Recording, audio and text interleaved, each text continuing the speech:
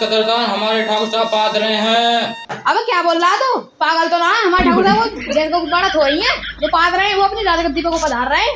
अबे क्या करूं, मेरे मुंह से निकल गई। अरे सबन के मुंह से ही तो निकले, तेना और कहीं से निकलती हुई देखिए का। आइए ठाकुर साहब, आइए ठाकुर साहब, आइए ठाकुर साहब पधारिए।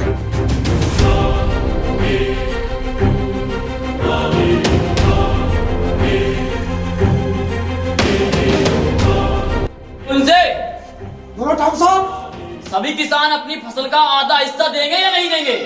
अरे ठाकुर साहब, कोई भी किसान एक कौड़ी देने को तैयार नहीं है।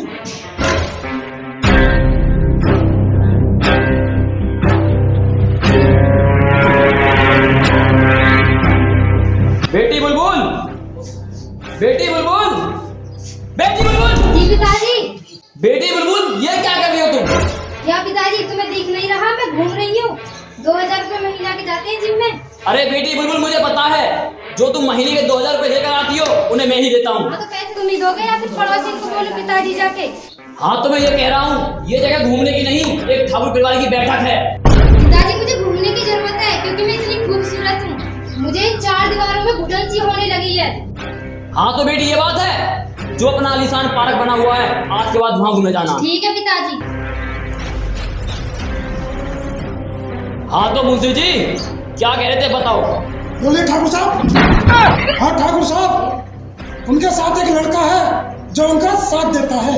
अच्छा, ऐसा कौन आ गया जो हमारे भीड़ में टांग लगा रहा है? अच्छा ठाकुर साहब, मेरा साथ चलिए। अच्छा चलो, हमें दिखाओ कौन है वो। चलो।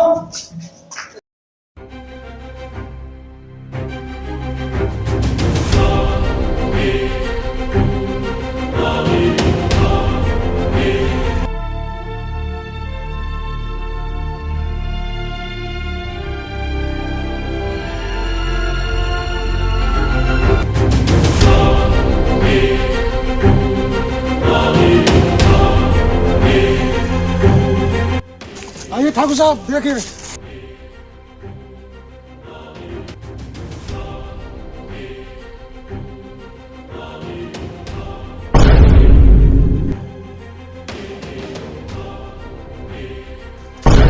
मुंशी जी, हाँ, कौन सा किसान है जो फसल में से आधा देने के लिए तैयार नहीं है? ये सब। बताओ भाई, कौन सा फसल देने के लिए तैयार नहीं है? ठाकुर साहब, ये मजदूर का हाथ है, लोहा पिलगाकर आकार बदल देता है। तो मजदूर का हाथ देखा बाबू, तू क्या कर रहा है हाथ को? बदलो। मुंशी जी, आज तुम फिर ठाकुर साहब को ले आए। कुछ दिन पहले तो आप पिट कर गए थे और आज फिर जाओगे पिट कर। और ठाकुर साहब अलाउंग बात। अच्छा, तुम्हारी इतनी हिम्मत तो ठाकुर साहब से जवान लड़ाते हो? मुंशी जी रहने दो। वो थामो।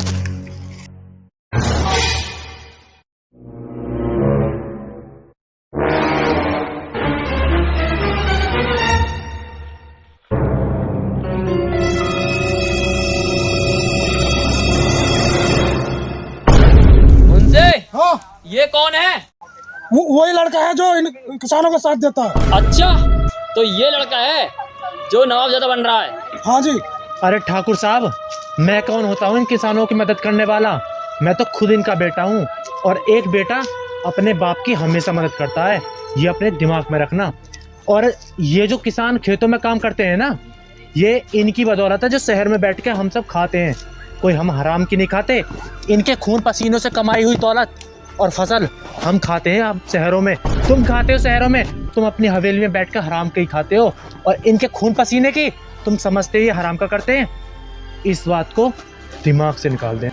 तू कुछ ज्यादा नहीं बोल रहा हमारे सामने? ज्यादा मैं नहीं बोल रहा, ज्यादा तो तुम बोल रहे हो यहाँ आकर, क्योंकि इन किसानों की मेहनत की फसल तुम हराम की तरह छीन के ले जाते हो। ये तुम्हारा कौन सा हक है जो इनकी फसल तुम ले जाते हो? अरे इनके लिए तुम कुछ करते हो क्या यहाँ? इनके लिए कौन सा तुमने पानी की व्यवस्था करी? दिन रात ये इनको धूप ना दिखती, ना छाव दिखती, ना बारिश दिखती। ये बस हर किसी के पेट के लिए अपना दिल और दिन सब गवा देते हैं। अब ठाकुर साहब, अब मैं आ गया हूँ ना, तो मैं किसी भी किसान की मेहनत की फसल किसी हराम आदमी को नहीं ले जाने दूंगा। अच्छा, देख लूंगा तुझे। अरे क्या देखेगा तू? मैं भी देख लूंगा तुझे। मैं किसानों के साथ हूँ और किसानों के साथ ही रहूंगा। पिताजी ने बोला था पार्क के लिए भी आती है।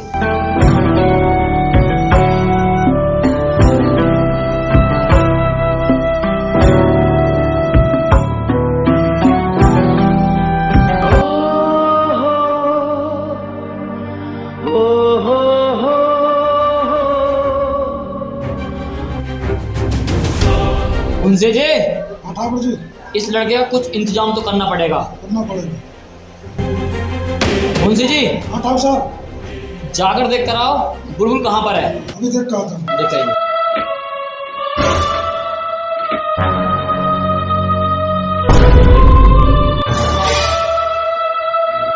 ठाकुर साहब बुलबुल नहीं है। क्या बुलबुल नहीं है? नहीं है। मुंशी जी, हाँ ठाकुर साहब, शायद हो सकता है वो पार्क में हो। चलो देखने चलते हैं। चलो।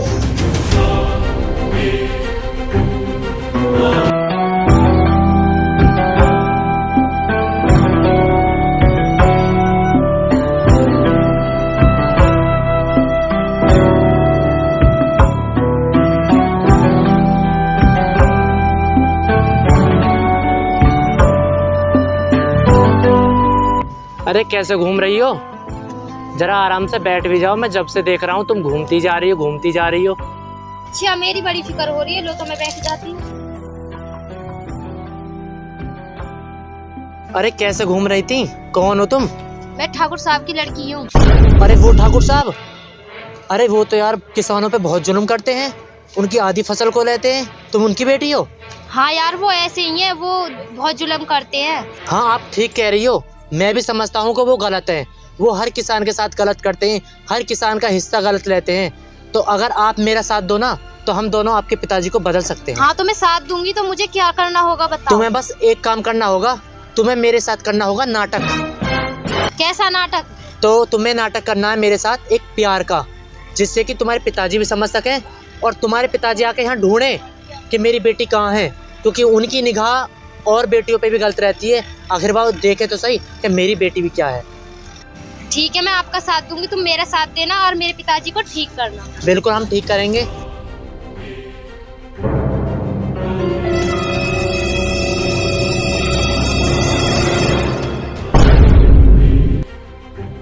पिताजी तुम?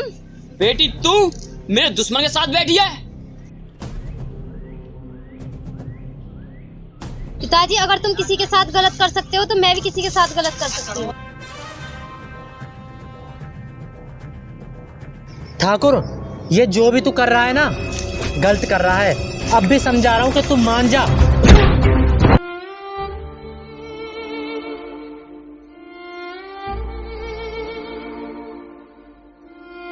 आखिरकार ये क्या हो गया? सोचा क्या था और क्या हो गया?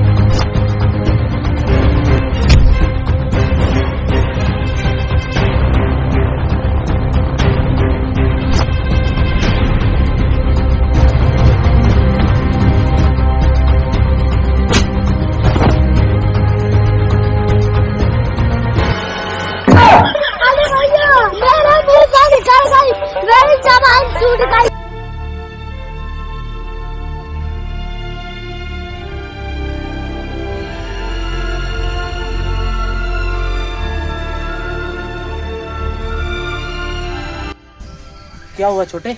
ठाकुर ने सब में मार लगा दी भैया। ठाकुर की इतनी हिम्मत हो गई? चलो जल्दी से।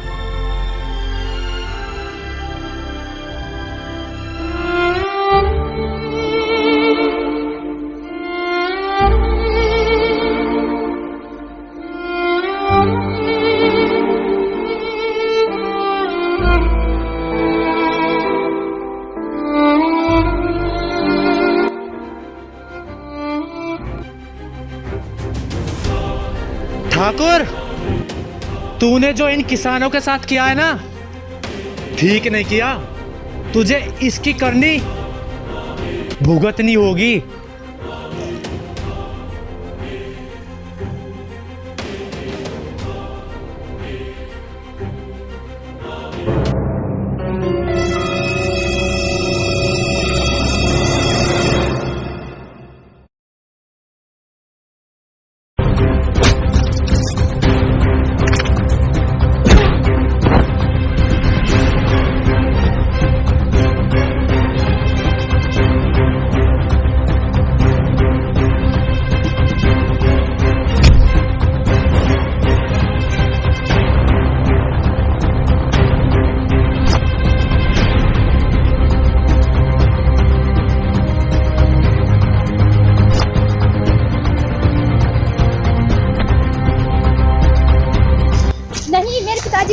मारो।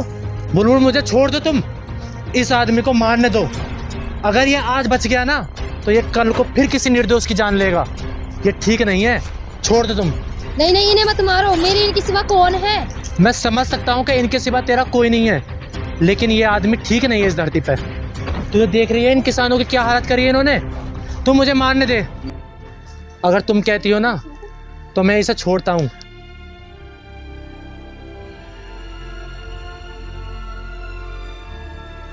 मुझे माफ कर दे भाई, मुझसे बहुत बड़ी गलती है गई। ठाकुर साहब, माफी मांगते हुए मैं मानता हूँ सच से तुम्हारी माफी मांगना, लेकिन किसी निर्दोष पर जुल्म डालना गलत बात है। अगर आज पता पड़ रही है आपको जब आपकी बेटी पर मुसीबत आई है, ये कोई हमारा कोई सच्चा प्यार नहीं था, ये सिर्फ हमने आपकी अकल ठिकाने लगाने के लिए नाटक करा था प्यार का। मैं सिर्फ इसे अपनी बहन मानता हूँ। ये जो हम दोनों प्यार का नाटक कर रहे थे ये सिर्फ नाटक ही था।